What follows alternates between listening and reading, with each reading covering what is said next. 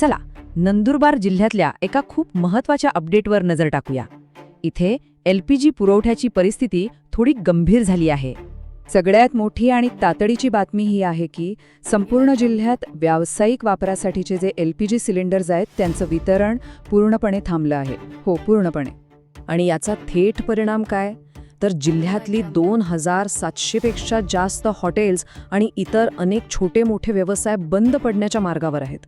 विचार करा किती मोठा आकडा आहे हा. तर या परिस्थितीमुळे जिल्ह्यात एक प्रकारचं दुहेरी संकट उभं राहिलं आहे. म्हणजे गॅस ग्राहकांसाठी दोन पूर्णपणे वेगळी चित्र समोर येत आहेत. आता इथे बघा, ही तुलना खूप महत्त्वाची आहे. एका बाजूला आहेत व्यावसायिक ग्राहक ज्यांचा पुरवठा पूर्णपणे थांबवला गेलाय, आणि दुसऱ्या बाजूला आहेत घरगुती ग्राहक ज्यांना गॅस मिळतोय पण काही नवीन नियमांसोबत.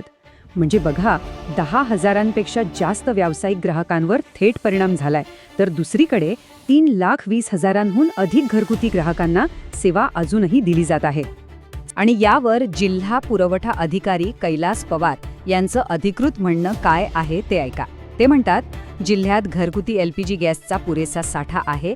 व्यावसायिक गॅस सिलेंडरचा आढावा घेतला आहे. तुर्तास तेथेही पुरेसा साठा आहे. चला आता जरा या व्यावसायिक पुरवठा थांबल्यामुळे नेमका आर्थिक फटका कसा बसतोय ते समजून घेऊया. बघा, याचा फटका बसतोय कोणाकोणाला? तर 10,000पेक्षा जास्त व्यावसायिक ग्राहकांना. यात 2,700 हॉटेल्स आली, जवळजवळ 700 केटरिंगवाले आले, आणि मग खासगी कॅन्टीन, हॉस्टेल्स, हे सगळेच. खरं तर हे सगळे व्यवसाय म्हणजे स्थानिक अर्थव्यवस्थेचा कणा आहेत, आणि त्यांच्यावरच आता संकट आले. आणि गंमत म्हणजे हा पुरवठा थांबण्याआधीच त्यांच्यासाठी एक अडचण वाढवून ठेवलेली होती. आधी कसं 21 दिवसांत सिलेंडर बुक करता यायचा, तो कालावधी वाढवून 25 दिवस करण्यात आला. म्हणजे आधीच ताण होता, आणि आता पुरवठाच बंद झाल्यामुळे परिस्थिती अजूनच बिकट झाली आहे. ठीक आहे, हे झालं व्यावसायिकांचं. आता नाण्याची दुसरी बाजू बघूया. म्हणजे घरात गॅस वापरणाऱ्यांचं काय? तर जिल्ह्यामध्ये जे 3,20,657 घरगुती ग्राहक आहेत त्यांच्यासाठी गॅस पुरवठा सुरू ठेवण्यात आला आहे. हे एक दिलासादायक गोष्ट आहे. पण हा नवीन नियम काम कसा करतो? सोपं आहे.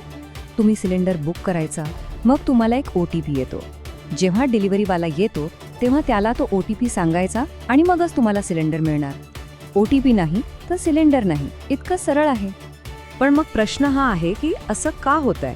म्हणजे व्यावसायिकांसाठी पुरवठा बंद आणि घरगुती ग्राहकांसाठी सुरू, पण नियमांसोबत. या दोन्ही गोष्टींची कारणं मात्र पूर्णपणे वेगळी आहेत. इथे बघा, समस्येचं मूळ आपल्याला स्पष्ट दिसतं. व्यावसायिक पुरवठा का थांबला? तर वितरक म्हणतायत की त्यांना नवीन अधिकृत दरच मिळालेले नाहीत.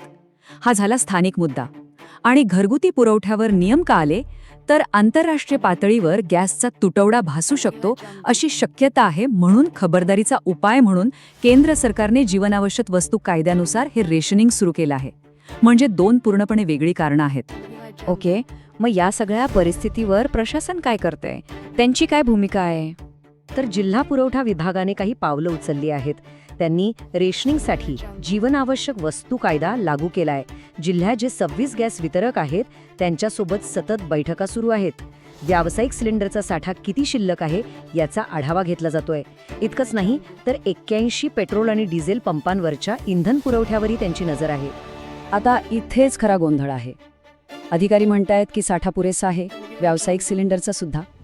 मग प्रश्न हा आहे की जर साठा आहे तर मग 10,000पेक्षा जास्त व्यवसायांना पुरवठा का थांबवला गेलाय?